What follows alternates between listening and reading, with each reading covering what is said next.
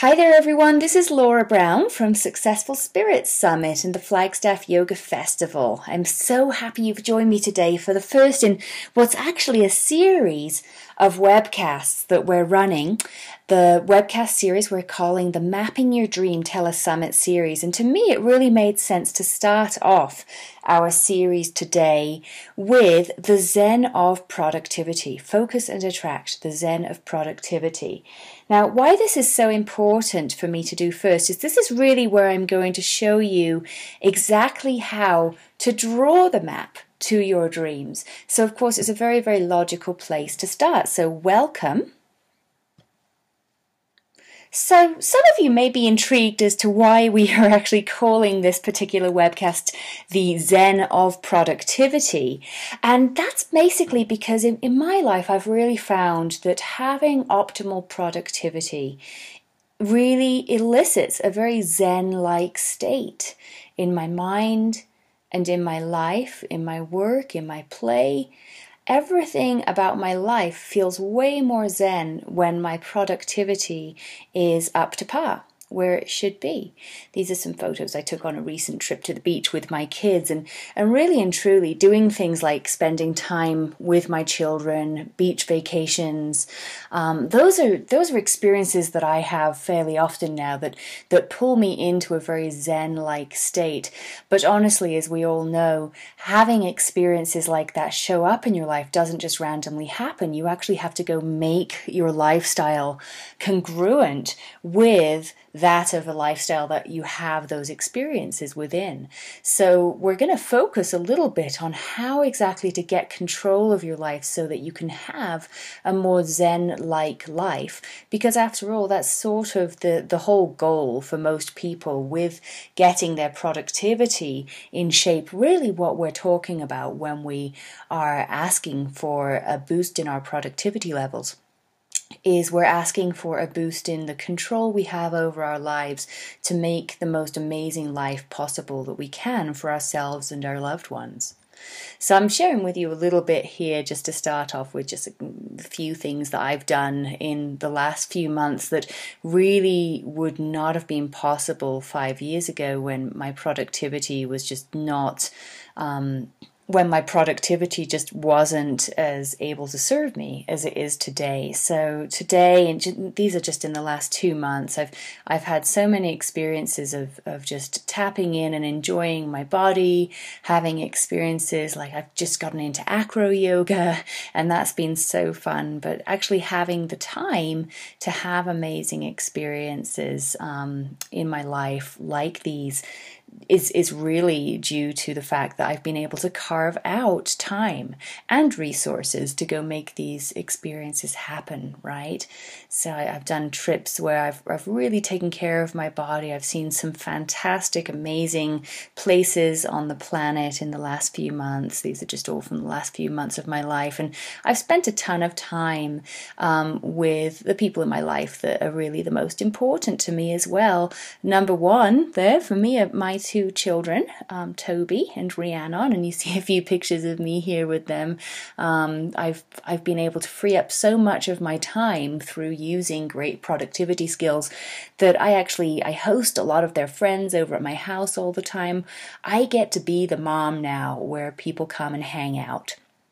Kids get to come hang out at my house, and I'm able to be that resource where, kids can pop in and have a great time with us for all of my friends here in Flagstaff, Arizona. And that wouldn't be possible if I hadn't found ways to free my time up. And of course, this is a blast, actually, being that mom that, can host other kids, have parties for kids, have sleepovers for kids is just really fun. And just getting a lot of time with Toby and Rhiannon in my life is just so important to me today, and we spend a lot of time playing. We live in an amazing place. I don't think we're really a part of the rat race that I think a lot of people try to escape. We live at 7,000 feet in the Mountain West. This is this winter in our garden, playing in the snow, and it's just a fantastic lifestyle. and I really have so much freedom of my time that it makes living in a beautiful mountain small community, getting my kids in an amazing school that I get to be very involved in, hanging out with my kiddos and their friends really possible, as well as all of those amazing lifestyle choices that I'm able to make for myself right now that you saw on previous slides. We hang out a lot. We take a lot of vacations. We play, and that really is the most important thing for me right now. These pictures are all taken in the last few months, by the way, and I really I wanted to show you these, not in any way to say, oh my gosh, I'm so I do want to say, oh my gosh, I'm so fortunate that I get to spend so much time with my kids. I don't have to go to a job where I slog away and I'm a slave to a time punch clock system of any sort, where I get taken away from my children. I've designed my life around having the most time that I can with my kids, because that's the most important thing for me right now. I'm never going to get this time with them back. But really and truly, whether you have a time with children as like a big priority for you, or whatever your priorities are in life, the important thing that I really wanted to really open today's productivity webcast with was this. You are only really probably interested in upping your productivity because you really value your time, you really value your life. You realize that actually the number one currency in life is not money. Money is renewable. It's a renewable resource. It really is. And I'll show you how to make that so for sure. But really the only finite resource that we have in our own lives that we never, ever, ever get back is time. So time is gold to me. That is more precious than gold. And I know that I'm not going to get this time with my kids back. So productivity is my number one priority in everything that I do in my life, because I want that time to spend how I see fit in my life. And I'm sure that's true for you as well.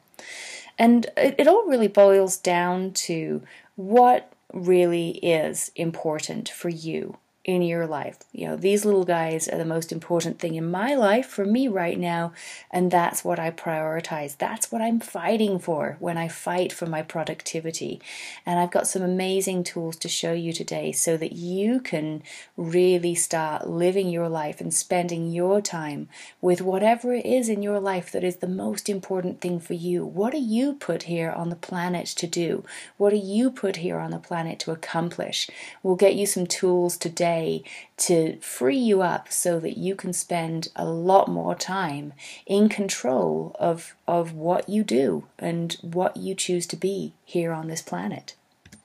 So, for most of us, when we first start looking at productivity, we have a little bit of a sense that we're sort of running in circles, right? And very often I'll call it the hamster wheel. If you're running in circles in your life and you've got too much to do or just nothing's getting traction, you can start sort of spinning out or spinning in.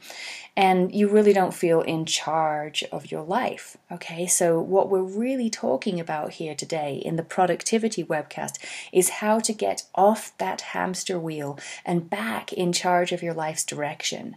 And that really is a very Zen-like state to come into for me. So I found over the course of working with a lot of people, I coach a lot of people and productivity is one of the things that is a major part of our coaching at Successful Spirit Online. There are really two types of prisoners of the hamster wheel, and they sort of intersect and overlap a little bit. And if you're one, it doesn't mean that you don't have facets or traits of the other, and vice versa. But the main two things that I have found keep everyone on their hamster wheel are these two. Either a person feels like they just have too much to do. This is the type of person that's swamped with too much work all the time. And a lot of people would say, well, that's a nice problem to have, but trust me, when you get there, it can be just as unpleasant as problem number 2 here, which is that you're sort of spinning your wheels and nothing's working and your life's in chaos and you never really are certain that you're spending your time in the right way. And personally, I mean, this is a little bit of a soapbox for me personally, but I really feel like social media, digital media, the age of the internet, the age of the mobile device has really contributed to that wheel spinning that so many of us feel. And one of the main reasons for that, I'll get into a little later, is that these things, these wonderful technologies that I do teach people how to use very effectively, actually it's a double-edged sword with these new technologies that we have, because they do actually change our brainwave states. And by doing that, we get trapped in this spinning cycle of getting nothing done. And it's a really frustrating place to be, because we know these tools, these technologies are actually designed to make our lives easier. And, you'd think if your life was easier because of technology, it would be more productive, right? But think about this. I mean, if you really look at what's happened over the course of technological development, maybe in the last 100 years or so, you can really see this. Has technology really made our lives simpler and calmer? If you think back to, either you're old enough to remember this or you've seen this in old media or something, advertisements for some of the first lifestyle saving, life-changing, time-saving devices that we came up with. Think about the washing machine or, the microwave or electricity or indoor plumbing, right? All of these wonderful leaps forward in our technology, even before we get to cell phones and Facebook, they've all been designed to make our lives easier, right? You have an automatic washing machine in your home so that you're not there scrubbing over one of those scrubber boards with cold water for half of your day, right? Really, if you think about it, so many people, even on the planet today, we are so fortunate. So many people on the planet today, their entire day really is consumed with subsistence level activity for their lives. There are women in other countries that spend their entire days gathering water for their family and just getting the family fed and hydrated and the clothes for the family washed really is a full-time job. Technology has made our lives easier in so many ways in the West for that reason, and we should be so grateful for that. Absolutely.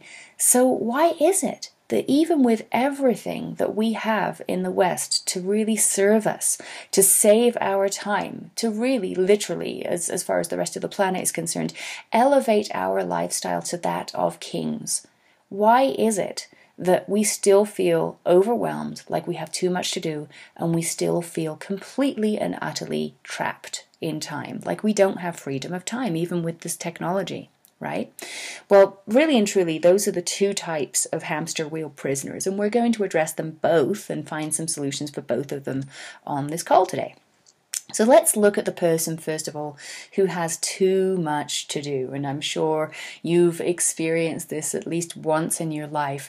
In fact, I honestly feel, you may be able to tell by listening to my voice, that I'm originally not from the United States, although I've been in the US for a very long time. I'm originally from the United Kingdom. One thing that I really notice about Americans, and I love Americans, I live in America, I've lived in America for 20 years, I have no intention of leaving. I love it here and I love you guys, and I find this as a trait in myself too, but just as an observer, it's true, and we all know this, that Americans have this tendency to really pride ourselves on how busy we can be, right? Something about being busy is viewed so much in our culture as a very positive attribute, personally, that I think, honestly, that a lot of us really strive to be busy unconsciously, because something unconsciously says to us, if we're very busy, our lives must be important. If we are busy, our lives have value. This is one of these little tricks that we've done to ourselves to really trap ourselves in time. And for so many of us, it comes down to a self-worth thing. Now, that's a bit of a soapbox and a bit of a tangential, but it really is how I feel. And it's one thing that I really had to watch in myself. When I found that my life was miserable because I was too busy, and by the way, that was before I started my 5 businesses that I run single-handedly today. That actually isn't too busy for me, but what I was doing before was very, very, very busy. Do you want to hear what was very, very, very busy for me just because of a lack of productivity skills and this unconscious agreement with myself that if I was busy, I was worthy? All that was really keeping me busy before I started my 5 businesses and took control of my life was being a mother. Now, that is an extremely busy, thing to do, and it is a full-time job, absolutely. And of course, that's what you saw me demonstrate in the first few slides is I love being a mother. But being a mother kept me busy, and that is very different from being a mother as a full-time job, right? Now, you can have a full-time job living your dharma and not be so busy that you're miserable spinning your wheels, right? And the only real change there for me was that I stopped thinking of myself as a martyr. I stopped identifying myself as martyr and started identifying myself as the pilot of my own plane in my own life. And that was all that really made the difference there. So that's my little attitude soapbox if you feel like you have too much to do. But we are actually going to give you some practical tools so that you can get a hold of your life if you're okay with the idea of not having to feel busy to feel worthy. Okay, these tools are not going to help you much if you're stuck in that trap of I must be busy to be worthy. If you're stuck there, nothing else you're going to hear in this session is going to help you much. If you're okay with enjoying your life, with kicking back in a hammock with a beer sometimes, or whatever enjoyment is for you, then these lists could really help you out, okay? You're still going to be a good person if you sit back and enjoy your life from time to time. So I have no problem with that, right? Europeans generally don't have as huge of an overblown work ethic as people in America seem to, and I've definitely straddled both sides of that equation with sort of identifying myself as a lazy, good for nothing bum and a workaholic. Both. I've dealt with both. So anyway, okay, I'm getting off my soapbox and getting you out of the too much to do state now. So, sorry about that. I'm going to give you some tools here to start, instead of feeling like you're a hamster on a wheel, starting to feel like you have taken off in the airplane of your life and you're cruising at altitude.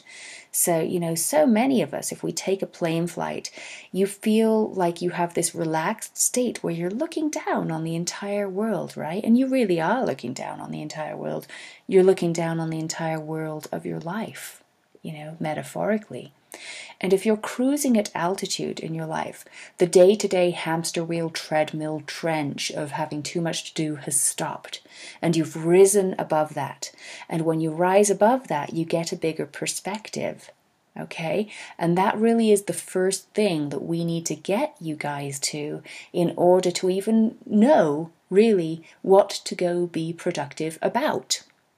Okay, so we've got to get you guys cruising at altitude, and that's what we're going to do here. So in the next few slides, I'm going to give you a few different tools for what to do if you have too much to do and how to start cruising at altitude. We're going to give you some lists that I want you to go and make for yourself. These lists will literally save your life. We are also then going to give you some filtering tools so that you can take those lists and filter the contents of them in your mind. And by doing that, we're then going to be able to show you how to actually free up your time. Okay, so the lists that will save your life. List number 1. You're going to sit and you're going to make a list. You might want to do it right now. If you want to, you could pause this video and make this list and come back to the rest of the video in a minute. Make a list of everything that you absolutely have to do, okay? There are some things in life that you have no choice over having to do or not. If you need an income, then you have to do what is going to create your income for you, right? There are some productivity tools we're going to give you so that job doesn't have to overtake your life, but there are certain things you have to do. If you want to keep your job, you need to do your job, right? And same goes for any family obligations you have. If I want to keep being the best mother in the world to my children, then I need to keep being their mother. And there are some obligations and responsibilities there. Do I have to get up every morning and get my kids to school? Yes, of course I do. That's something that's on my list of what I have to do. So make that list of everything that you have to do. And then after you're done making that list, segment it or highlight parts or circle parts or star items on the list which you consider things that you have to do that are really a big waste of your time. Okay? Now, obviously, within this one list as well, you're going to be able to highlight things that you really enjoy. Maybe you have to do something, but you totally enjoy doing that thing and you wouldn't trade that for the world, okay? So sometimes we just have to remember that there are certain things on our lives that we actually enjoy doing. And then there's another segment of this list, and it looks like I didn't quite do this right. I shouldn't have indented this last item. This is really list number 2, this last bullet point here. So list number 2, I want you to make a list of things that you would like to do with your time. So you have 2 lists.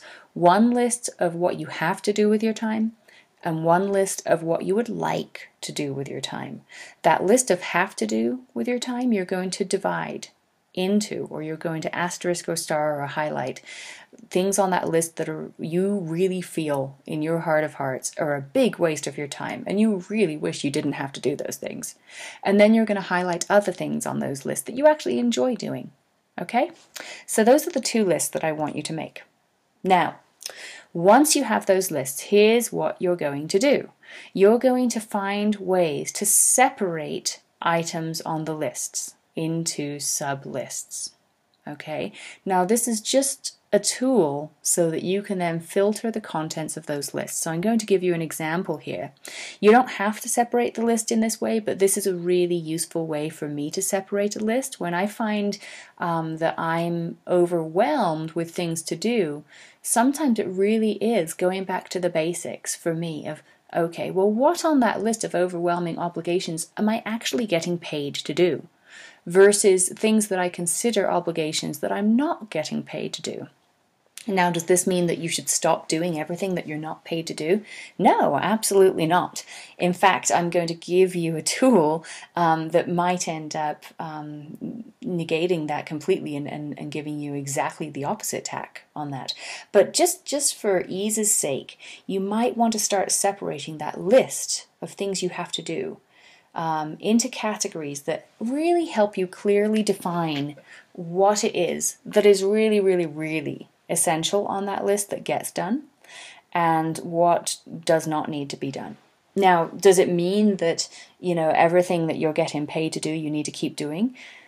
No, not necessarily, right? You might decide that you don't want to be paid to do that anymore. You might quit your job. But, for a lot of us, initially when we're looking at being overwhelmed with productivity, quitting the job is not an option.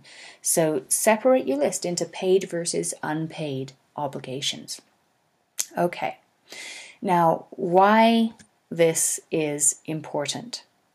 I want you to very clearly see with the list that you have at hand, what of the obligations that you have to do, you can start to delegate. Now, don't read the rest of this slide yet. I want to kind of explain delegation to you.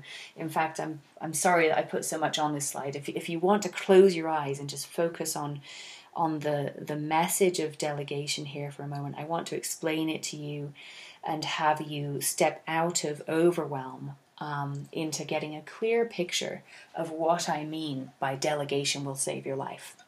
Okay, so there are certain things that we have to do in life. I'm going to take an example from my own life. I'm going to take the example of the Flagstaff Yoga Festival, which I have run for 4 years. I'm the sole director, the sole employee. I am the woman at the helm of a 1,000 person event that I run every year. Now, in year 4, what's happening with that event is it pretty much runs itself. And I'm not exaggerating there, but it only runs itself because I've been very, very good at delegating what is important to me to get off my plate without, and this is the secret that I want to make sure you hear, because this is usually the big obstacle for most people when they hear the word delegate. Even with delegating everything that I need to delegate about the Flagstaff Yoga Festival, I still have complete control of that event's destiny. I haven't outsourced anything that I feel nervous about outsourcing. So I'm going to give you an even further example of that, because I want you to understand that delegation doesn't mean losing control of things that are important for you to have control over. Delegation, when done right, actually gives you and has you keep your control over things that you need to and let go those that you don't to free up your time. So, things about the Flagstaff Yoga Festival that I would never, ever, ever want to lose control over at this point. I would never want to lose control of the process of selecting the workshops that come to the festival. If I delegated that to someone else, all of the joy of the event would go out of my hands. Really and truly, that selecting the schedule of workshops and talking to all the presenters who are coming to do those workshops is the most fun part of the Flagstaff Yoga Festival for me. If I delegated that, I wouldn't even want to run the event, because that's really why I'm doing it. Why I'm doing the Flagstaff Yoga Festival is I want to create an amazing community event that I get to show up to and enjoy a weekend that really serves everyone with the perfect workshops for everyone. And I know that I'm the best person to make those workshop decisions. I know the community intimately, I know the guests intimately, I know everyone's needs. And if I tried to delegate that workshop selection process to someone else, I would be so nervous about them botching that job of selecting workshops that I would lose sleep. My life would become a massive worry. I would never want to delegate that. Okay, what do I delegate about the Flagstaff Yoga Festival? I delegate things which I really feel are not the best use of my time. I bring that event down into its own lists of things I have to do for the Flagstaff Yoga Festival. So you can use that list process I gave you earlier and make a list of everything you have to do for any one project that you're trying to get a hold of with productivity. And then that list, what do you have to do? What would you like to do more of? And then, what's essential that you do versus what really someone else could do. Okay, so instead of with the Flagstaff Yoga Festival having the separation there being what do I get paid to do versus what don't I get paid to do, because the festival is my baby, I get paid for all of it, so that would be a really silly list to make. Instead, I make the separation there of what is absolutely essential for my own pleasure in my work to do versus what I could really use someone else's hand for, because it really isn't that important that I do it personally. Okay? So I really have a heartfelt desire to keep the reins of selecting the workshops in my own hands right now. However, at the event itself, do I personally feel like I need to sweep the floors of every workshop room? No.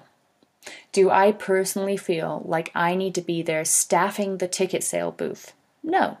Do I personally feel like I need to be the person directing every single exhibitor to their individual exhibit spots on the ground and welcoming them and making sure they have everything I need? Well, I like to personally welcome them. I like to make sure they have everything they need. But do I need to be the person who helps them put up the pop-up tent? No. Okay, so I can sort of start separating all of my obligations within that big project title of being the director of the festival into things that I feel like I absolutely need to do and things that I absolutely don't need to do. Now, what do I do with those two lists? Well, the absolutely need to do list, obviously, I'm going to put in a time management system so that I get those things done. There are some amazing resource books for that I'll mention later on. The other list, the list of things that I absolutely don't have to do, I'm going to delegate. Okay, now that we've got that, let's read the rest of this slide. So what resource do you have available to you to help delegation save your life? Maybe you don't have all the money in the world to delegate things that you want to delegate. And you can still delegate things. There's always a way to delegate anything that you absolutely don't need to do to someone else. Okay, if you have some money resource available to you, virtual assistants, helpers, staff, Elance, Fiverr, these are all really amazing resources that you have available to you to start delegation. You know, for some people it is as simple as hiring an assistant, but the thing is, if you're hiring an assistant and you have no clear picture of what that assistant needs to be doing for you, what is the best use of that assistant's time, you've basically just hired someone to sit and twiddle their thumbs for, $10 an hour or whatever you're paying them. And so that's not a great use of your resource a lot of the time. And that's why making those lists and having those plans of action for anyone that you're going to hire are really important. Elance and Fiverr I'm just going to explain really quickly because for a lot of people on the call, you may not have heard of these resources before. For a lot of people that I coach in marketing, I coach healing arts entrepreneurs how to market themselves. There are some technical parts about marketing yourselves that they don't feel comfortable doing themselves, and they would rather outsource to get on with everything else about their business. Now, if they have money to do that, then I'm going to direct them to someone to, design that website for them. Or design that logo for them. Elance and Fiverr are amazing tools for that. They're also amazing tools that you can do for all sorts of really technical parts of marketing yourself that you may or may not be familiar with. We go into a bit more of why this becomes important for your business at Successful Spirit Summit. But let me see, give you a brief example here of a task that you might want to outsource finally. Okay, so if you were in the position, like one of my friends is right now, that he wants to write a book, he's already made his first 7 figures, and he knows that he needs a really healthy social media following in order to have a nice platform for his book launch. But he doesn't personally want to spend the time on Facebook every day doing his own social media. So he's outsourcing. Someone else is actually going in as an admin on his page and doing the work of keeping a healthy social media following engaged for him, because he just doesn't want to spend all that time every day doing that. Now, he can afford to outsource social media. Okay, now we're going to go down to the middle bullet point here, where we're going to talk about, if you don't quite have the money resource that my friend does, how can you start to delegate without hiring a staff? Okay, many of us are not in the position when we first start out to hire a staff. And if you're having trouble making ends meet financially, and you need some help, and someone tries to talk you into hiring a $35,000 a year assistant, fire that coach, because all that's going to do is that's going to drain your bank account at the moment. We need to get you there, but we need to get you in a more profitable position before you hire that assistant. That's common sense. So I'm going to give you some tools to kind of help think through that in-between step, okay? So this is something that I actually still do, and I've gotten much better at doing over the years. When I was first starting Flagstaff Yoga Festival, in its first year, 4 years ago, I had a ton of work to get that festival off the ground. And I started finding that if I was really going to I was devoting 60 or 70 hours a week to getting that festival off the ground in the first year. Looking back on it, there are things I could have done way more efficiently and definitely pulled down to 30 hours a week of work there. And I train people how to do things like that in my programs. But, I was spending an inordinate amount of time on that. And there were just things like getting dishes done and getting laundry done and things like that for my kids that it was just falling through the cracks. And I knew that I needed to spend time getting my business up and running, not doing the laundry. That was the point I was at, but I couldn't afford a maid. Okay, I just couldn't afford the maid. At the time I was married, and I also wanted to start spending some more time with my husband. And so the solution that I came up with at that point was I decided to hire a babysitter, but I wanted to think through the productivity of that babysitter's time with me. I mean, because this was how important my money was to me, right? If I was going to hire a sitter and pay her out $30 to $50 at the end of the evening, I knew that for most of the time that sitter was at my house, my kids were actually asleep. So what the heck was she doing? She was sitting twiddling her thumbs on the couch or texting or watching movies or sleeping or calling her boyfriend or whatever, right?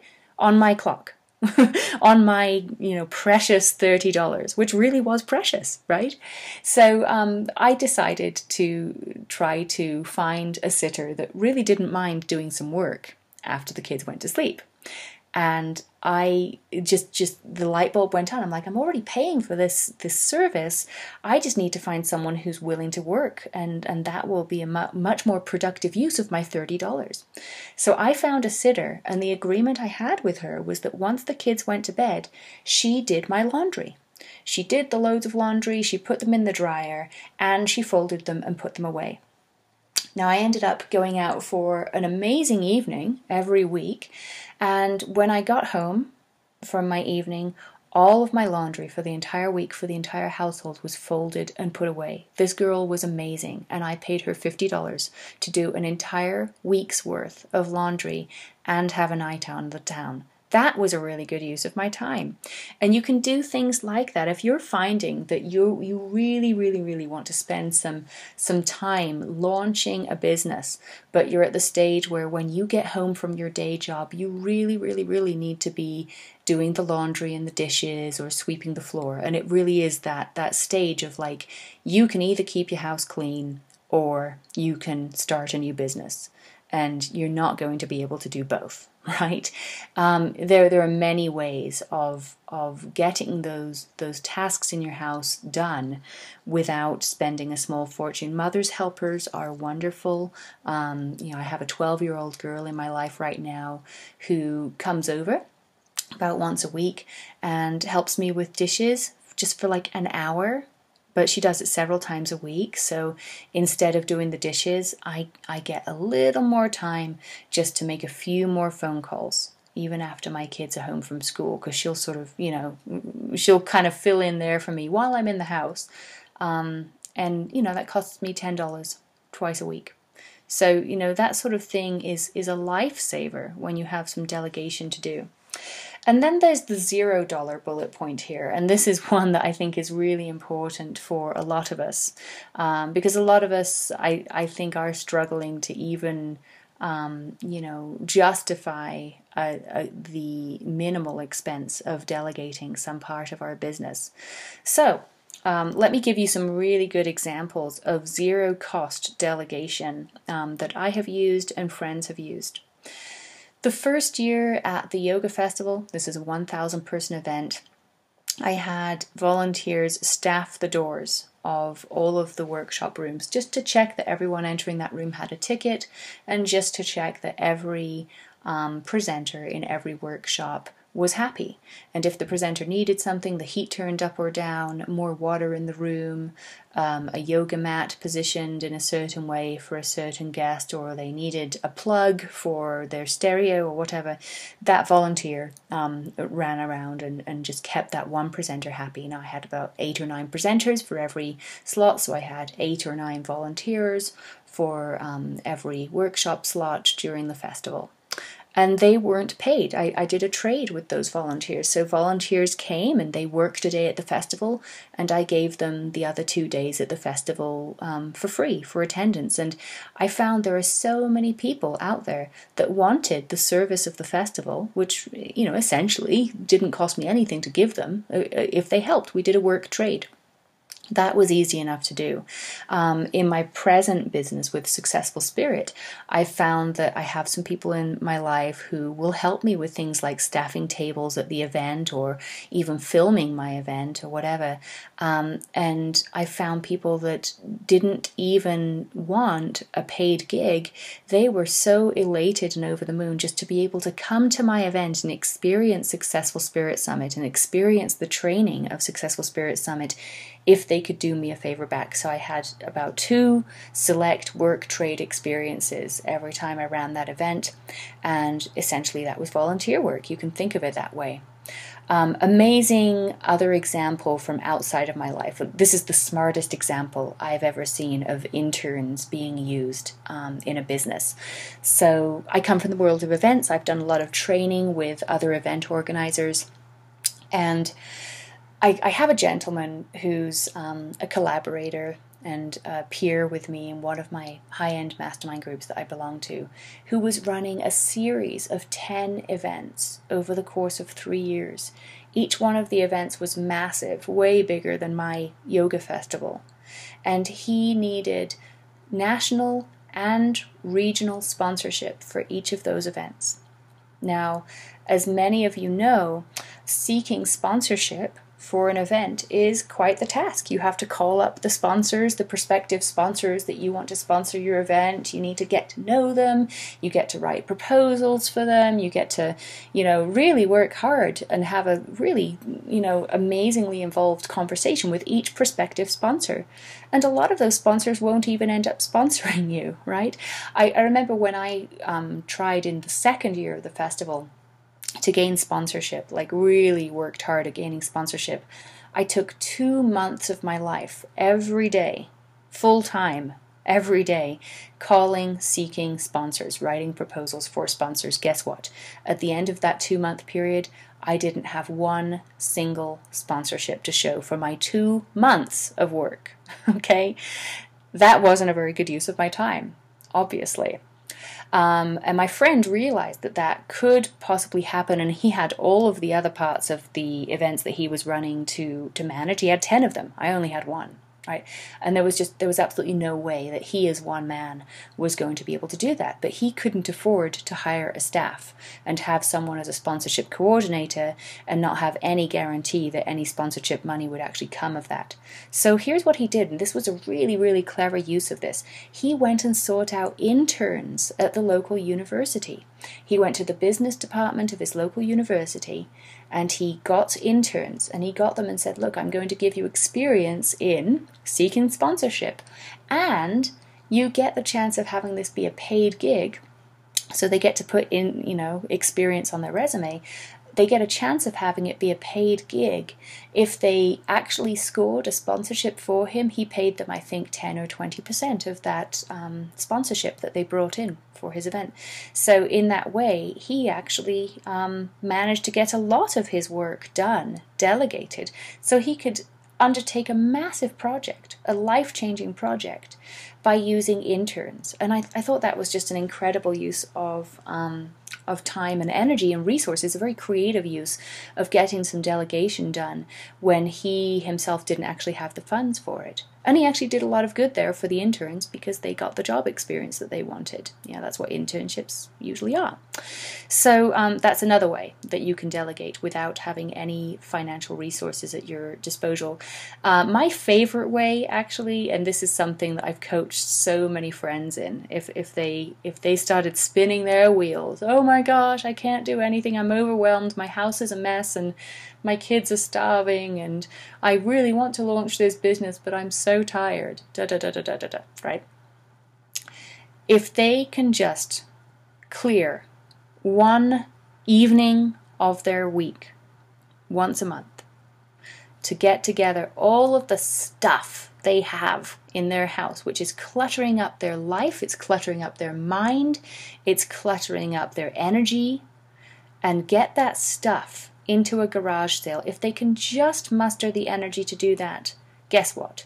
They're going to have a couple of $100 at their disposal at the end of that event. And the best use of that couple of $100 that they wouldn't have otherwise had would be to climb up to that cruising altitude level through getting some delegation done. Okay, so one example of someone that I had use this process, I had a woman that I was coaching that was just so overwhelmed, and she was really stuck. The next step in her business, and she just couldn't get past this, was she really, really, really wanted to get an opt-in box for collecting emails on her website, but she really couldn't get her head around the tech part of that. Well, I told her, and this was correct, that there were hundreds of students at her local university that could do that in 10 minutes for her if she could only get $50 together to pay them to do it. And then, of course, she went on the I can't, I don't have $50, I'm stuck, that little wheel. And I convinced her to just rest up, clear her schedule, and just run a garage sale.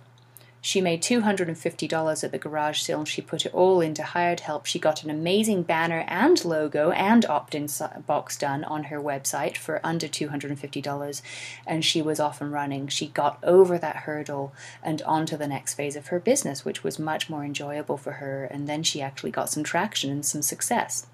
So really, I don't really mind whether you have $0 or negative dollars in your pocket, or whether you have a couple of $100,000 in grant money to put into the project that you need delegation help with.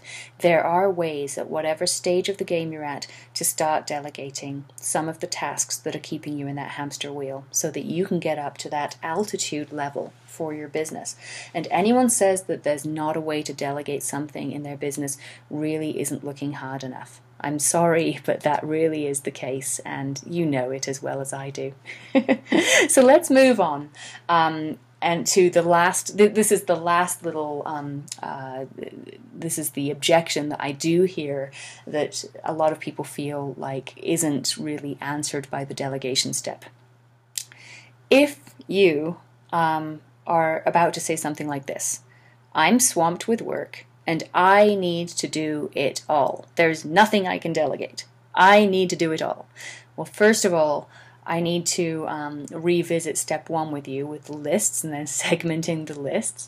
But if that still doesn't feel like it works for you, then the conversation that we probably need to have actually becomes about how much you're getting paid to do the work you're doing.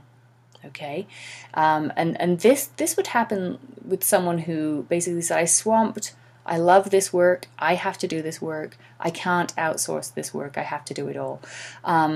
The underpaid, overworked artist for hire often falls into this category. Graphic artists, freelance writers, those sort of people often fall into this category. Freelancers very often get swamped with work, and they need to do it all because they can't outsource any of the work that they want to do. So they get stuck in that hamster wheel. I was there about 2 years ago when I was doing web design gigs for a living. Now, I was the right person for people to hire to do web design.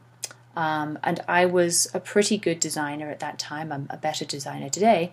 But I was a pretty good one at that time. And I felt like this was me. I needed to do 10 web design gigs a month in order to make ends meet. But I felt like I couldn't outsource web design because no one I knew how to do it. And no one I knew had the specs that my client wanted. It would just, what I used to say a lot at this point was, it would take me longer to explain to someone what they needed to do for me than it would for me to actually go and do it. Right? Have you ever caught yourself or someone in your life saying that? It would take me longer to explain what you needed to do and how to do it than it would for me to just go and do it. So I just need to go and do it. And so that was the hamster wheel I was stuck in. And I can understand when people come and they're stuck in that particular hamster wheel. That's totally a reality. Well, the reality that really wasn't a part of that conversation was that I was charging $250 to design a website. Now, that website design was taking me more like 10, 15, 20 hours. So in order to make $3,000 a month, which was barely enough to float the overhead on my mortgage and my kids' food, you know, I had to do something like 12 web design gigs a month, all of which were, you know, something like 15 hours of work minimal. And what I wasn't counting into that 15 hours of work to put the web design together, and this was like full integration, blah, blah, blah, was I would often spend 3, 4, 5 hours talking to the client before I got the 15-hour gig, and then they would come back with changes, and I'd spend more hours changing things up for them. And so it was a nightmare. You know, I was easily working 60 or 70 hours a week while being a full-time mother. It was a real I'm swamped position. Well, of course, the untold conversation there was, why the heck was I just charging $250 for my services? You know, there are plenty of people in the world that will pay $5,000 to $6,000 for a website, not $250. And I would suggest to freelancers, if you're swamped and you need to do it all, but you can't delegate any of it, you're charging too little for your services.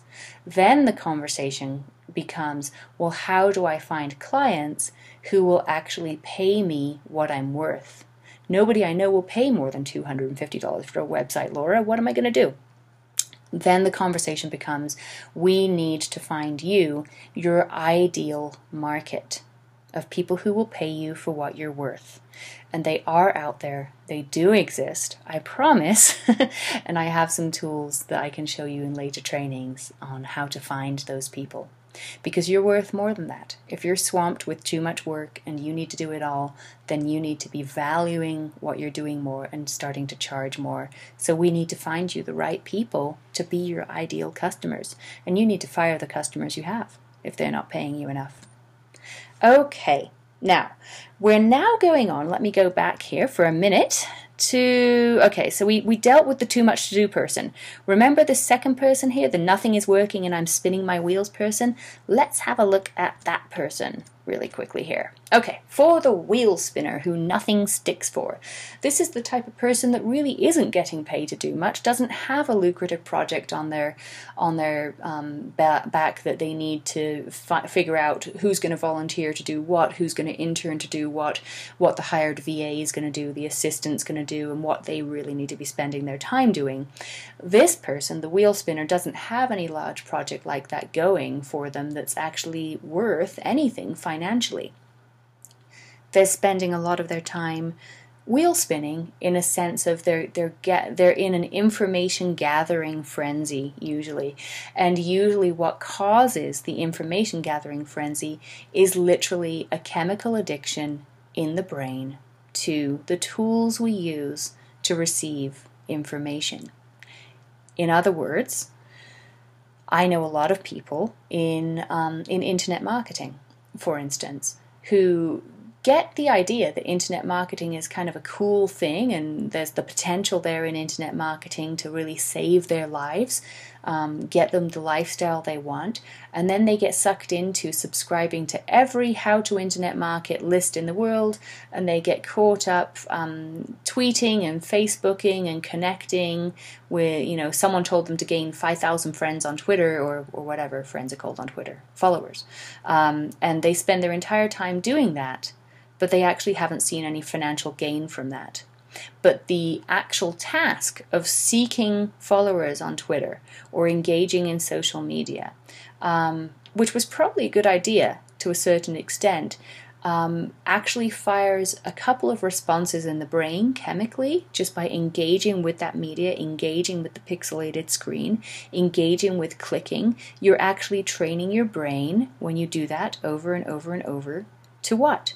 You're training your brain to stare at a screen and click. That's what you're training your brain to do. So we can get addicted to the media devices that we are supposed to be using, and we talked about that a little earlier. We can get addicted to watching TV. We can get addicted to Facebook. We can get addicted to our cell phones. We can get addicted to texting. And the answer for all of that is to simply stop. There's no other way to do it, because what we're doing here, if you are spinning your wheels and nothing is sticking and you're just going round and round in circles and you don't really have a clear direction and you're just chaotically answering email or whatever, you need to simply stop. I promise you, if you close your email account down today and take a break and walk away for 24 hours, there will be a few emergency disasters that might raise their heads, but most of what you will find is in that email inbox can actually wait until you have actually assessed and removed your distractions and come up into a more Zen-like high-level state of thinking and thought. And that really is the life-saving thing that needs to happen so much of the time for the wheel spinner. So when I first started working with one of my mentors, my inner circle mentors, he really looked hard at me with my productivity. And here's what he was finding. I was telling him that I didn't have any time to do everything that I needed to do to run the festival because I needed an 80-hour day. He asked me how many times a day I was checking my email. My answer was, well, my email box is constantly open. You know, if someone needs something for the festival, like a customer who might pay for a ticket for the festival has a question, I want to be there to answer it. Yeah, that's true. And I wasn't at the stage where I could delegate that Q&A process. I didn't have a PR person. So he knew that was true. But here was what he pointed out to me that really changed everything here. He said, Laura, if you actually closed your email down and just committed to just checking it twice a day at first, sometimes now I'll check it every 48 hours, by the way, but at that time in my life, twice a day, here's what will happen. Nothing bad will happen. If someone shoots you an email at 10 a.m. and does not get a response until 6 p.m., the world is not going to end. Okay, now here's why this is important. If you have your email open to check all day long, and in between creating slides or in between sponsor phone calls or in between grant writing or whatever it is, you know, every 5th second you see a little alert that a new email's come on, your brain wants to go and check that email. For me, very often now, it's the little red notification box at the top of my Facebook page. That's like the little thing for me. Or Skype. I do a lot of Skype, and you know, sometimes if I'm really in a stage where I need to create some content, or I need to get a task done, or I need to do some immersive writing to put out to my subscribers or whatever, I literally need to close all of those boxes down to where I can't even see the tab on my screen. Because if I can see the tab on my screen and I see that there's a Facebook notification in there, there's this urge in my brain, in my chemistry, to go and check and see what that notification is. Same with email. And if I do that, it sidetracks me, it distracts me, it divides my attention. And this is probably the biggest productivity epidemic of our time. Divided attention kills productivity. Truly, it really does. Now, I'm not saying that you need to sit in a hotel room and immerse yourself for 3 days creating videos to get anything done without a break. I'm not saying that, you know. But what I am saying is if you can train your brain to really experience several hours a day of focused time in creation without being distracted by the inbox, your creation is going to become more productive because you're going to find yourself in a different brainwave state. If your brain is checking on 5 things on your screen versus having everything else closed and just one screen open to write on, your brain is literally going to function differently. It's going to function more productively. Then you get that process done, you get that email written, or whatever it was that you needed your creative juices completely focused on. You get that completely done, and then, after you've got your task completely done, you get up, you take a break, you have a cup of tea, you pick up your kids from school, whatever, you get home, then you open your email. And maybe 20 emails came in that few hours that you weren't on email. It's not the end of the world, you answer them all in 10 minutes, boom, boom, boom, boom, boom. and you're done. And for the first time in a while, you've had a productive day versus a day where you felt like you're spinning your wheels. Literally, guys, it really is that simple. We really do need to remove the distractions to get productive time in our day. And that might mean just simply getting out a piece of paper at the start of your day and saying, okay, here are the 3 tasks that I really need to get done today. I need to write that sequence of emails for my opt-in box on my website. Maybe that's one of them. I need to finalize the schedule for the Flagstaff Yoga Festival. Maybe that's one for me, I need to get the dishes done. Maybe that's a task, right? Well, shut everything else down. Go do those 3 things that you need to do. Then open your email. Not before, not during. Open your email after they're done. Yeah, no one's going to die waiting 4 hours to hear back from you, I promise. And if they really pitch a hissy fit about waiting a few hours to hear back from you, or even now for me, if people pitch a hissy fit not hearing back from me within 48 hours, here's the thing. They're only pitching a hissy fit about not hearing back from you because you've trained them to hear back from you right away. Okay? So all you need to do is retrain them to expect that they'll probably wait a while to hear back from you. Once you've got the people in your life retrained to know that they're not going to hear back from you right away, guess what? You're not jumping at their every beck and call. There's sometimes a boundary thing there, right?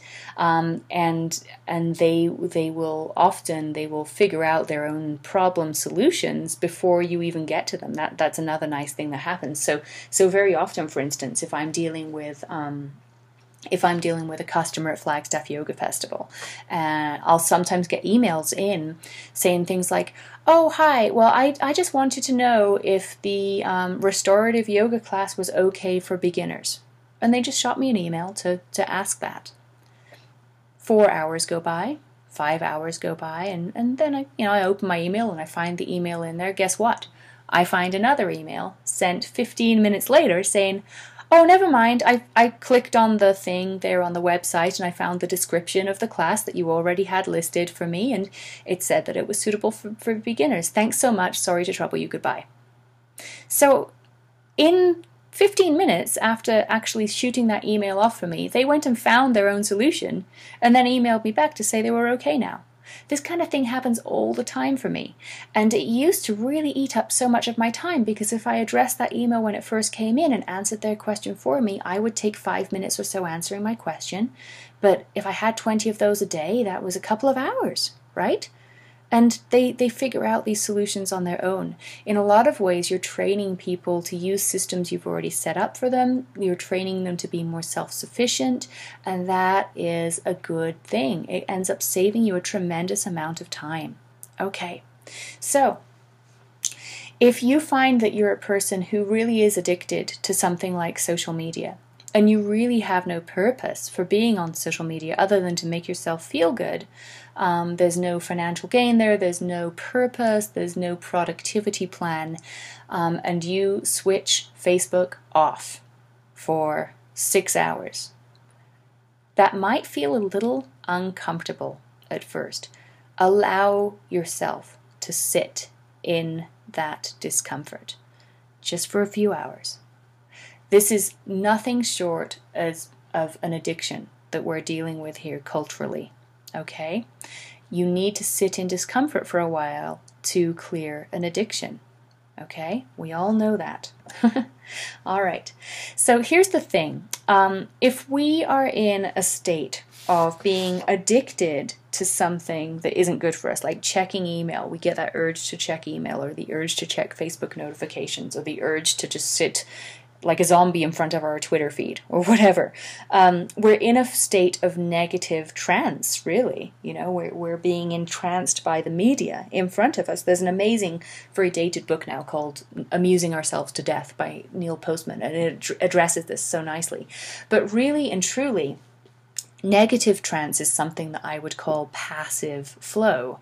And what we're actually looking for that can actually benefit your productivity is an experience of active flow in your life. Active flow versus passive flow. So I'm just going to take a few moments here to describe what active flow is. It's important that we can all start having experiences every day of being in a state, in a physical state in our bodies and brains of active flow. Because once we get habituated to experiencing active flow, our lives become much more creative and much more productive. We're going to get to, you might have noticed, by the way, that I haven't mentioned to-do lists yet, which is probably what you were expecting to find in a Zen of Productivity webcast. We'll get to when you make the to-do list in a little while, but it's not yet. Before we get to to-do lists, I really need you guys to know how to get an experience of active flow. So you either delegate stuff to clear up time for yourself, or you switch the media off. Just I know that's uncomfortable for a lot of people, but we need to get some space in your schedule, even if we have to carve it out, pretty violently, to create an experience of active flow. This is so important as a first step to your productivity. So, here's the deal with active flow. Ideas come through flow. We need to get you an experience of active flow so that you can start generating ideas, so that your body can become charged with an experience of active flow. Things happen that directly impact your ability to take control of your life when you have an experience of active flow. What is active flow? Well, I had a yoga teacher once describe flow to me with this chart that you see here. He said pretty much people go out of a state of flow into one or another extreme. One extreme is fear. This is often the extreme of the first wheel spinner personality who had too much to do, who was swamped and buried in work. They actually get into a state of fear or anxiety or overwhelm. You could put any of those words on that axis, actually. If you're too much in fear or anxiety or overwhelm, you are out of your flow. Conversely, the people in negative trance, passive flow, are in a state of boredom. These are the perpetual clickers on the screen of addictive social media or TV couch potatoes, or whatever your addiction of choice is. That's a state of boredom, static, right? Or stagnation. So we need to either pick ourselves out of stagnation, or we need to pick ourselves out of overwhelm in order to come into flow. You need to create space to do both. And I'm sure that everyone listening to this has at least found an experience of themselves in flow at least once in their lives. What is an experience of flow? An experience of flow is really when you experience of having time disappear. Having enough pleasure wave in your environment that your time sort of disappears. When you're in a creative process where this can happen, it's called being in flow. A lot of people find this in a creative activity, in writing, in reading. If you've turned pages and pages in a book and then all of a sudden found it's 3 a.m, you've been in flow with that book, right?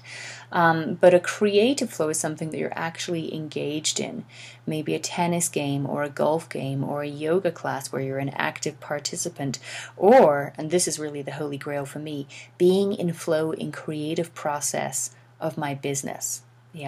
So actually right now I just had to check the clock to see how much time had transpired since I started this web class, because talking about this subject of productivity, creating this webcast for you, actually has me in flow. I have no idea what time it is. It's actually 1:23 in the afternoon right now, I found out, but I have no idea what time it is because I'm in creative flow. And this is productive for me, right? Because I found a way to harness my creative flow and make it productive. We talk about that a whole lot more at Successful Spirit Summit, but having that experience of active flow, even if you can't figure out how to have it be productive yet, is integral to finding your life.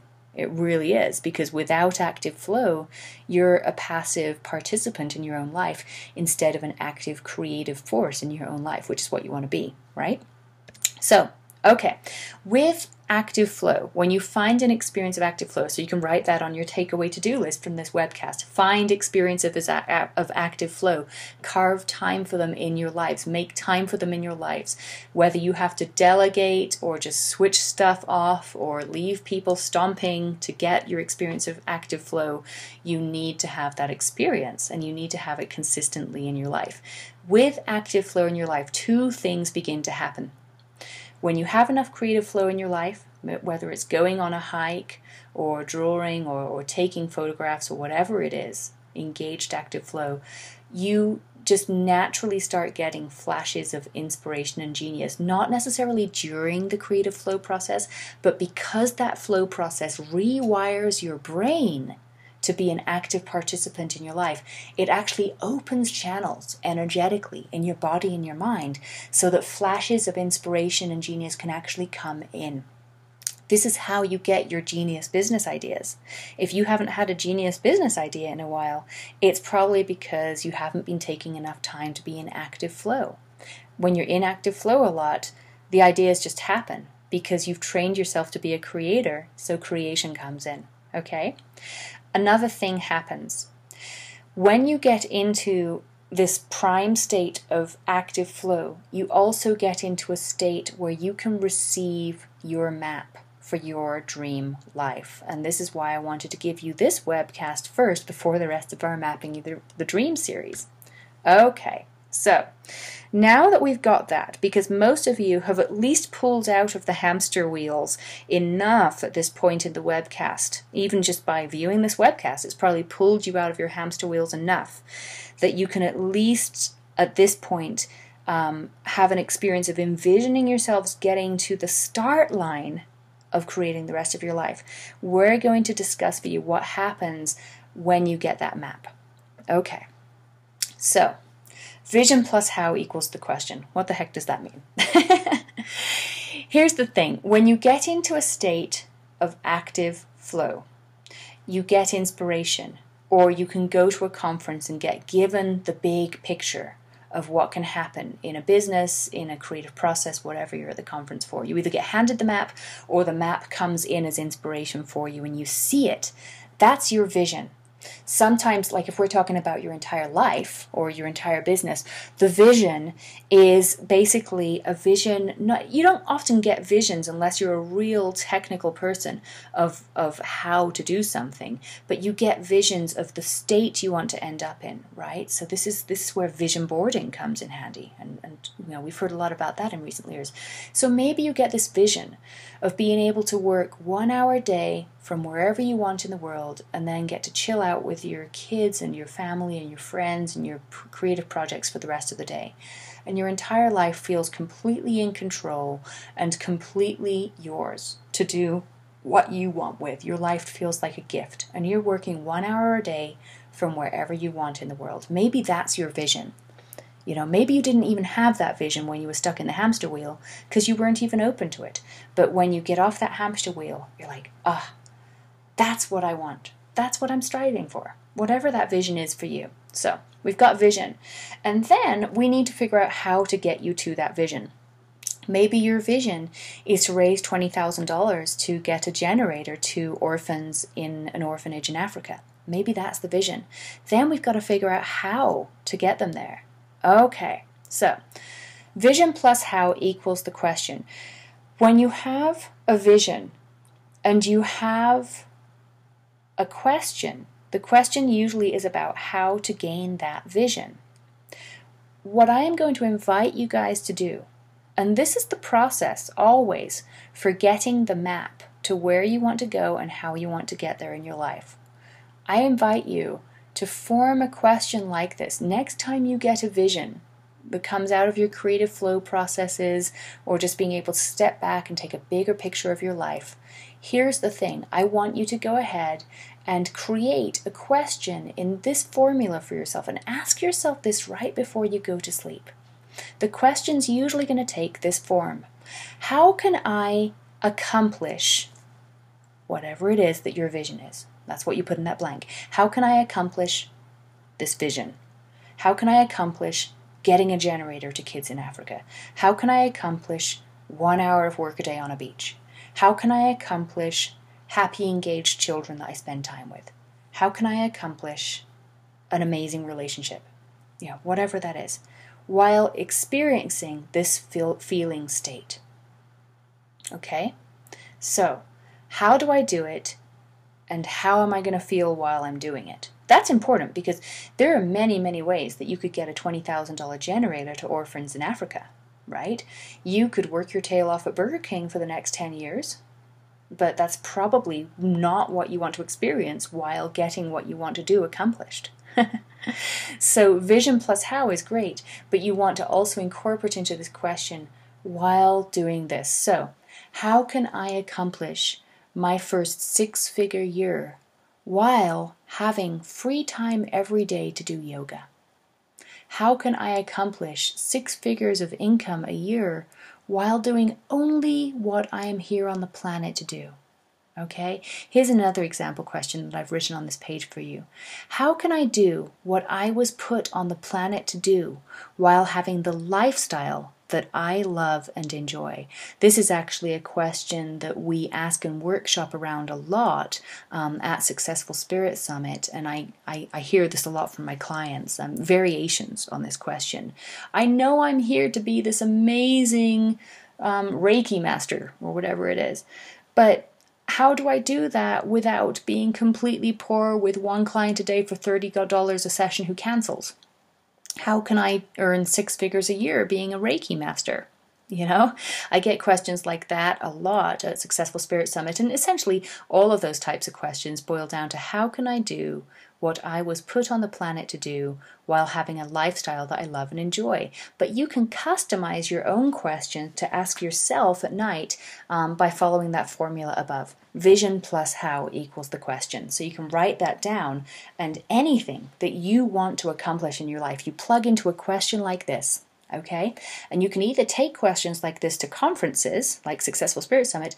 The other thing that you can do that is very powerful is you can sleep on them. Literally ask yourself these questions before you go to sleep.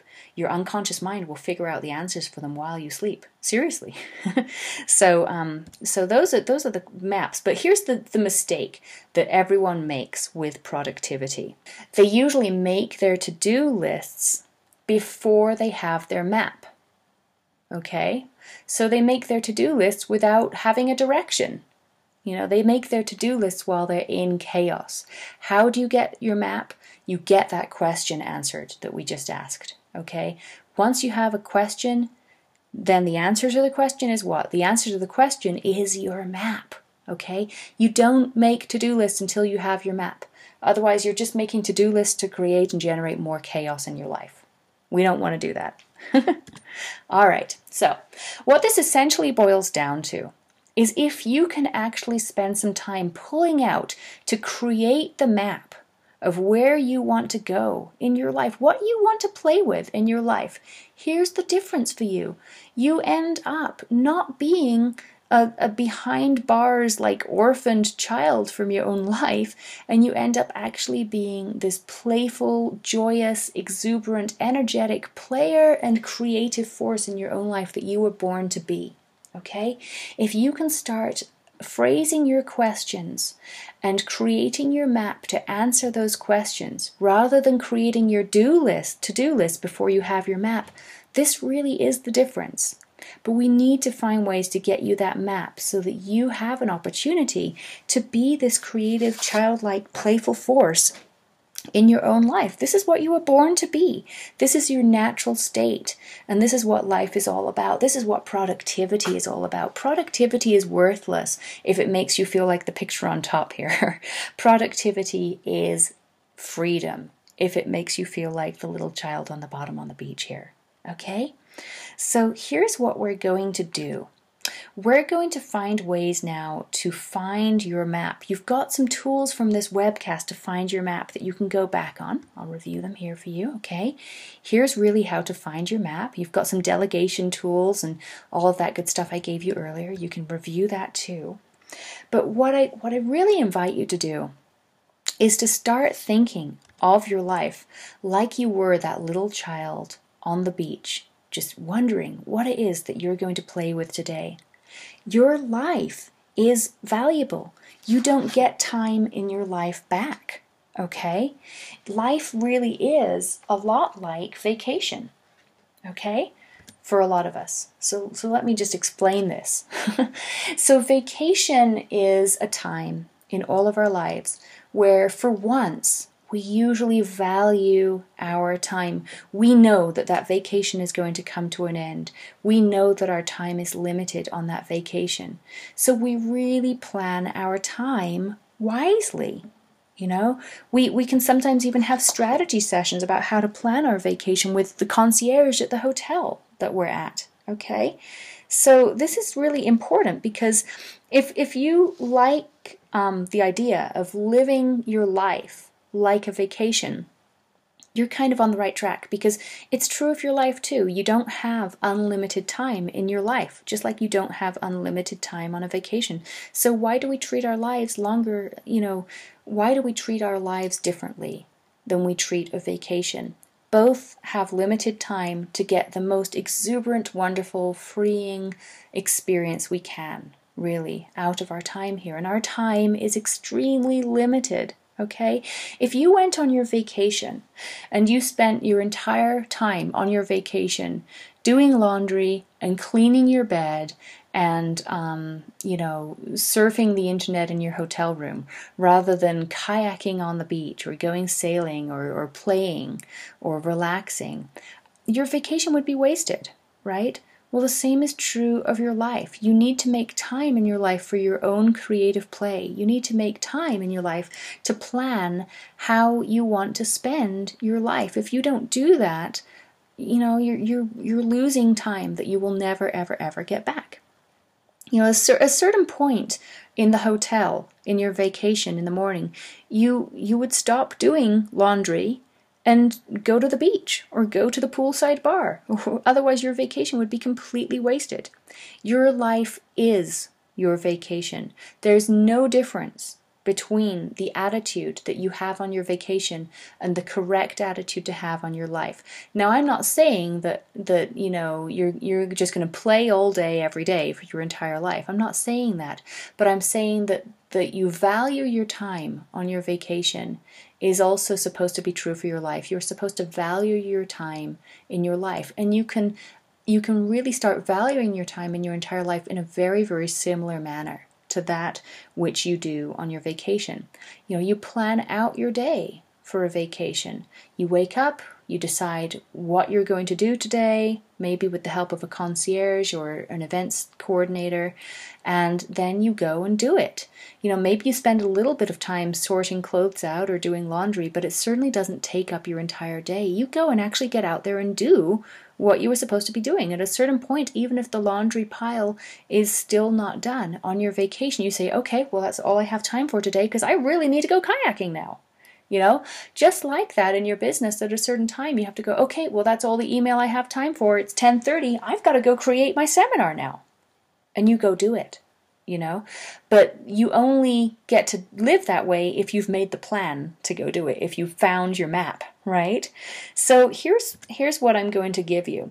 Life is like a vacation. So what we need to do is find your map. And your map is going to have 4 essential components to it. Well, actually 5, because the concierge is also a part of this.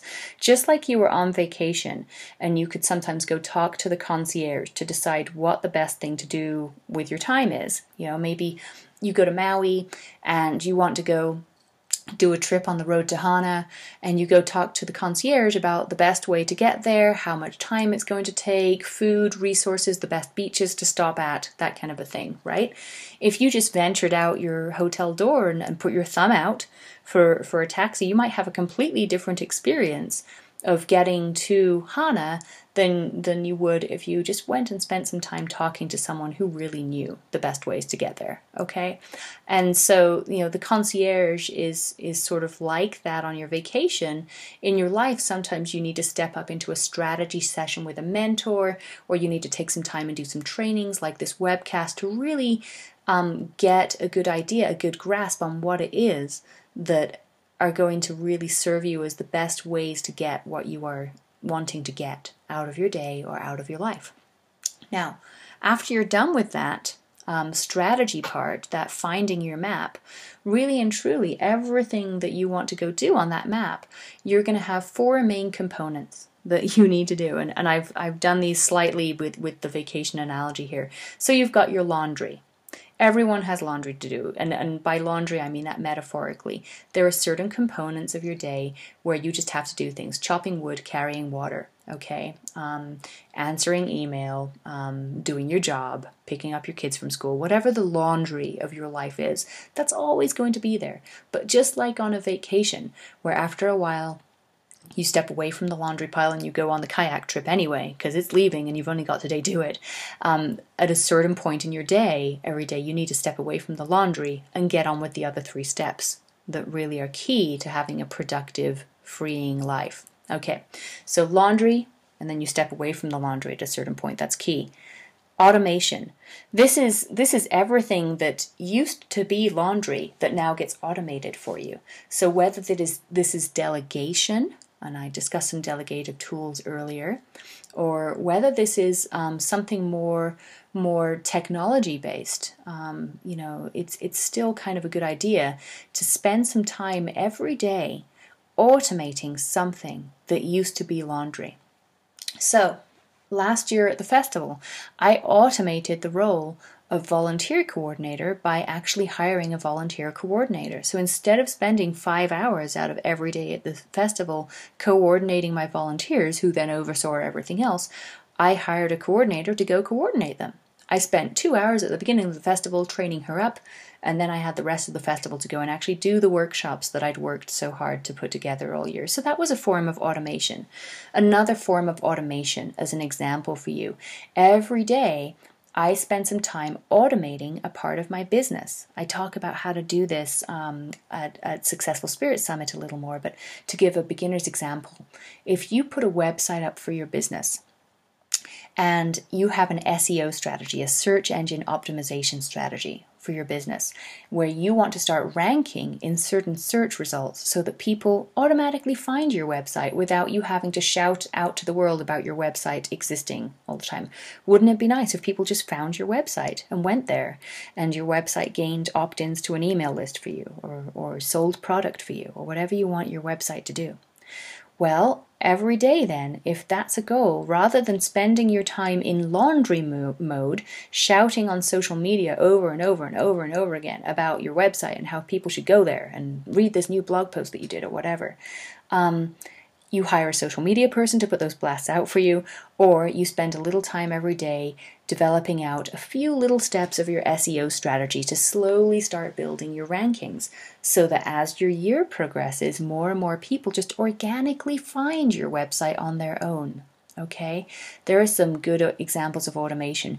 Another one that I teach at Successful Spirit Summit is how to use email autoresponder series, a series of emails that you can set up using a little bit of very easy technology that I teach how to use to spin out emails for you without you even thinking about them. So you could spend 6 hours 1 month writing 12 different emails to your subscribers.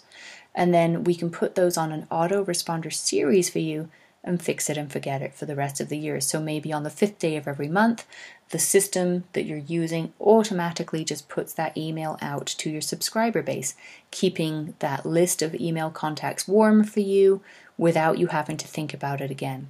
Okay? Automation. So we spend a little bit of time every day just doing a little bit of automation for our lives, and gradually then that automation takes over a lot of the laundry for us in our lives. Okay, vacation. It's important to step into that creative, active flow state every day. That's what vacation means in this little algorithm here, and we've already talked about that. And then the last part here is alchemy. It's creation. It's going and putting a creation out into the world. Eventually, you can automate, for instance, online. If we were looking at online marketing, you can create a product, just like I'm creating a webcast right now, or you can create a meditation that you're doing as part of the end of your yoga class that you're teaching or whatever. You can record that. That's an automation part. But the actual creation of the meditation, that would be your alchemy. That's your creative process. Now, if you're doing that alchemy, if you actually make time and you've actually replenished your own inner resources enough through your vacation every day, daily vacation, that you actually then feel inspired to create something. You go create that thing, you can turn right around the next day, get done what you need to get done, and then go automate what you just created. In other words, I'm going to take this webcast now and export it as a movie file and put it up on a web page for you to watch at your own pace. So instead of sitting down in a coffee shop with each single one of my students and having a productivity conversation with you all individually, I can do this creative process once and put it on a landing page and you can watch it at your leisure. I've now automated my alchemy. Right? That's how that works. But if you can think of it like that, these are sort of the steps that you want to have in every day of your life. You want to make time for laundry, you want to make time for automation, you want to make time for vacation, and you want to make time for alchemy in every day of your life. And I give you a lot of tools to do that in our program, but that's really what you're looking at. I mean, you could really take that list: laundry, automation, alchemy, and vacation. And, from time to time you step up and do a little concierge work, doing some webcasts like this to sort of get a strategy, get a map, and you're home free with your productivity. Now, once you have this in place for a while, in time, like I said, the automation is going to do the laundry of your life for you, which is just a really sweet thing to have happen, because you have less and less of that laundry to do. So in other words, right now, remember at the beginning of this webcast, we were talking about how you're swamped and you have so much to do, blah, blah, blah, where you're spinning your wheels. In time, that obligation part of your life starts shrinking because you gradually take control of your life by automating and outsourcing more and more and more of that tedium, okay? Once you've outsourced your tedium, in other words, the automation does the laundry, then the amount of time you spend in every day doing your alchemy and your vacation really soars. And over time, what you'll find actually is creation or alchemy is so enjoyable that it sort of feels like the same thing as vacation. And most of your vacation time in your days becomes your alchemy. There starts being a real blending there. If you're going to a yoga class every day, in the yoga class, you'll find the super alchemic ideas that you're coming up with for the day just generating themselves. The alchemy and the vacation and the creation become one and the same over time. As this becomes more of a practice, that's sort of how it evolves. So, the very first thing to do next week, you get your laundry vacation, alchemy, kind of thing delineated for every day. But the very next thing to do, if you want to have some sort of mapping structure to help you map what your dream is going to be, is obviously to make sure that you're receiving the entire series of the Mapping Your Dream Telesummit. If you don't have that series, or you don't think you're opted in for that entire series, many of my websites will give you the link to do that on, and a lot of my social media, like if you look up Successful Spirit Summit on Facebook, you'll find links to opt in for the entire series of these free webcasts, but this was the first one.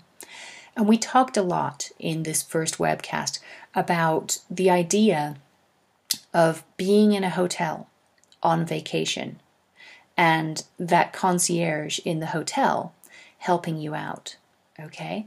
You've got to make sure in your life that you're in the right hotel to live your life in.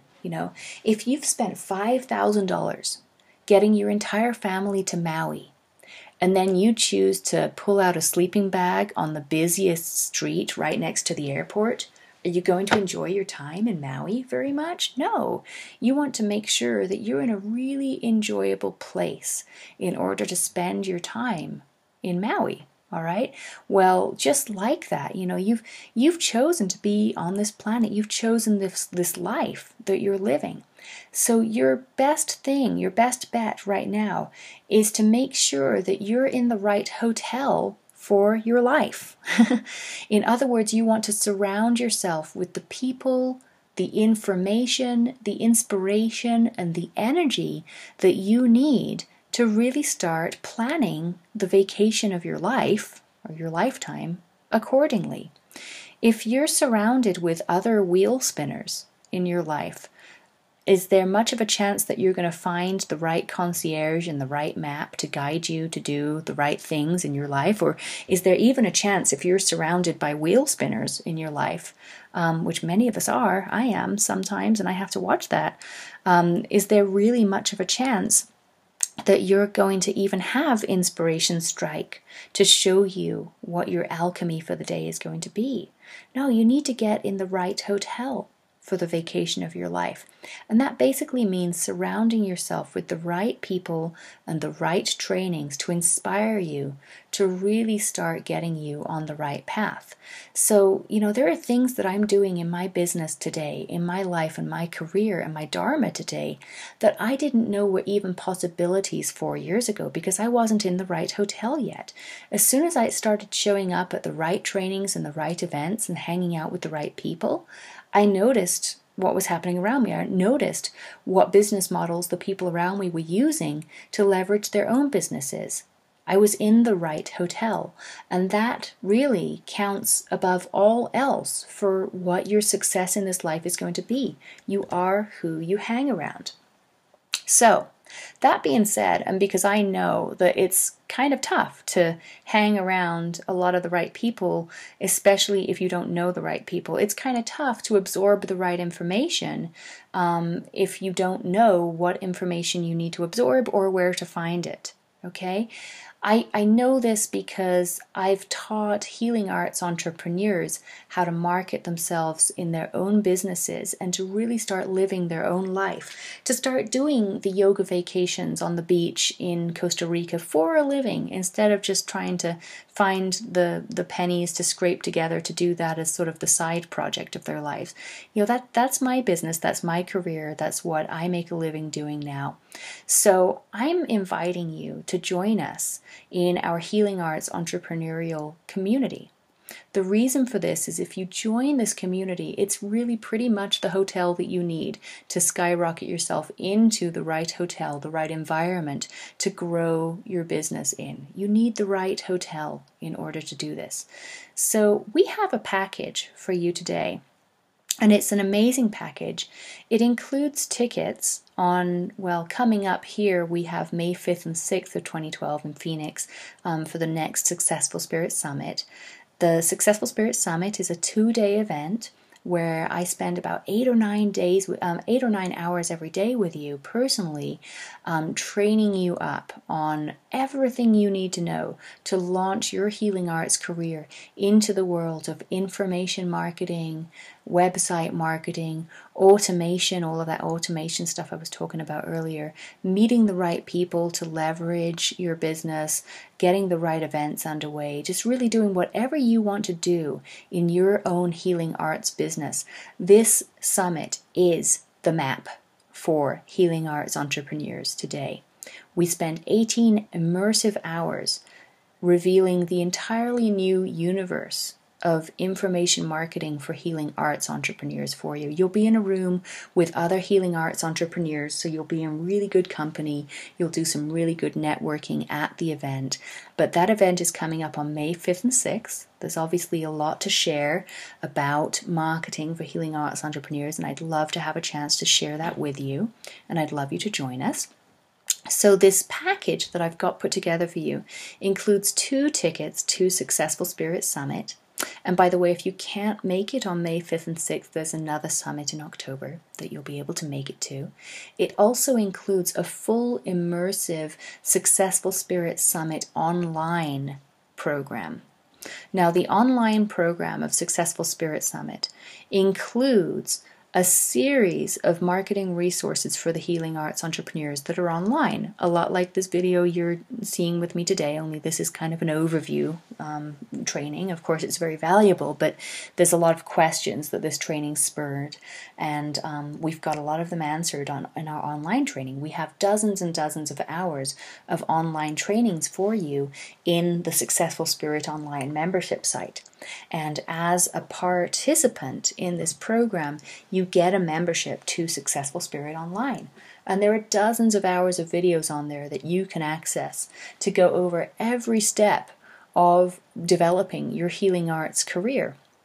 Everything from insight, gaining market knowledge, search engine optimization tactics, etc., for your business, to inspiration, how to come up with amazing business models for your business, how to implement all of those. In our skills section, we have all of those videos for, how to put an opt-in box on a website, how to create a website in the first place if you don't want to outsource that. We have tools to help you do that for about $7 a month. So very minimal cost, nowhere near the $5,000 that I would charge to actually design a website for you. We've got all of those tools in Successful Spirit Online, as well as marketing strategy lessons, which are just really cutting edge. So, that's an online membership that's really valuable. Included in that online membership, you get a membership also to the Abundant Spirit Club, which is an interview series that I do monthly with very successful healing arts entrepreneurs. I interview them. I ask them about the business models that have worked for them. I've asked them about their failures, what they wish they would have done differently so that we can learn from their mistakes. I've asked them about the most successful aspects of their business.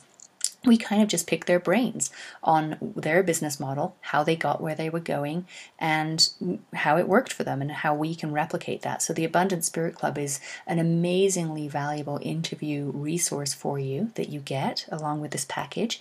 You also get Reader's Circle with this. The Reader's Circle is something that I put together to actually lead you through some of the world's best marketing, sociology, behavioral science, and business strategy texts out there on the market today. And then we take those books, lessons, and we actually extricate lessons from those books, and we apply them directly to the healing arts entrepreneur. So we make them apply directly to you. So it's basically a book club that we're in as healing arts entrepreneurs every month. So you get those Reader's Circle webcasts as well, coming to you monthly. And then weekly, you get a very immersive mastermind webcast with me on a subject, on developing your business. And these mastermind webcasts weekly are sort of your visit to that hotel, your visit with the concierge in the hotel of your business every week. And these continue for 6 months in this program. So with the Productivity Zen package today, you get 2 tickets to Successful Spirit Summit, which are over $639 of value each there, so $1,300 there. You can give the second ticket to whoever you want. You get a 6-month membership on the online mastermind that I was just describing. That includes the weekly mastermind webcasts with me. It includes also an online group membership where we get you into our private online group where you can interact with other masterminders and with me in the group. You can ask us any questions you like. It's an amazing group. These are kind of like the other guests at the hotel of your business. So, if you can imagine, being in the right hotel for your business is important, but it's also incredibly valuable just to spend some time networking around the pool and on that sailing trip, right? So you get this private online group membership with your interaction, and that's incredibly valuable. We've got some amazing people in our group who are just so excited to have other colleagues and collaborators in the healing arts industry, and they can't wait to meet you. You get the Reader's Circle calls. You get the Abundant Spirit Club interviews. You also get a JV membership, a JV club membership, which is a group that I put together of people who want to collaborate with other healing arts entrepreneurs to form exclusive partnerships to help each other out. And we've got about 50 of them right now in a JV club waiting to meet you. So you get that too. And you also get a free pass to the Successful Spirit Telesummit, which is essentially all of the training that I put into those 18 hours on the Successful Spirit Summit Live. We're also doing as a telesummit, where you're going to have live interaction, live Q&A, open phone lines and chat rooms with me while I go through all of the trainings that I go through in Successful Spirit Summit. So if you can't make it live to the summit itself, then you go ahead and get this package and you get the telesummit available to you, and you can always come in October if May isn't available to you. If May is available to you, fantastic. Bring a friend to each of those events, of course, and we'll also allow you to bring a friend into the free telesummit. Well, the paid telesummit, but your friend will get it for free. Okay, well that's what we have for you today. And if you add all of that up, it's about $1,800 in really cutting edge marketing and productivity trainings for the healing arts entrepreneur exclusively, plus an amazing community of healing arts entrepreneurs ready to lend a hand and collaborate and partner with you. I can't wait to introduce you to them. And instead of $1,800 today, as my thank you for hanging with me through this productivity webcast, which I hope was really valuable for you, you can have all of this today for $497. But I know that's a little out of the price league for a lot of you, so if you want to, you can also do monthly payments. We can just do $167 today, and then $167 next month and the month after, and you'll be done. And you'll be able to come to the summit to visit us in May, and you'll be able to get all of the value of the online membership. So I hope that you can see the value in taking us up on this and joining the abundance revolution that's happening in the healing arts industry today. It's a really amazing time. Never before in history have we had this much opportunity to really skyrocket our productivity, automate so much of what we do, be the creators of our own life, and really step into the how-to of all of that in the right community, in the right way, ethically together as a healing arts entrepreneurial community. We can really go out and create the life of our dreams. You can easily do 6 figures this year just in your healing arts business. And we're going to show you exactly how that's possible by drawing you the complete map of every resource and tool and skill and strategy that's available to you today as a healing arts entrepreneur at Successful Spirit Summit. If you want to learn more about the summit, you can go to successfulspiritsummit.com, the homepage there. That'll tell you a lot about it. There's a page on the right-hand side there that you can click through on once you're on that page that tells you about the summit. You can also go to successfulspiritonline.com and check out a little bit about the membership site that you're going to be a part of there. Of course, I can't show you the online membership groups because they're private, but there's about 25 of us on the online mastermind group membership right now, and about 50 healing arts entrepreneurs waiting to work with you in the JV club.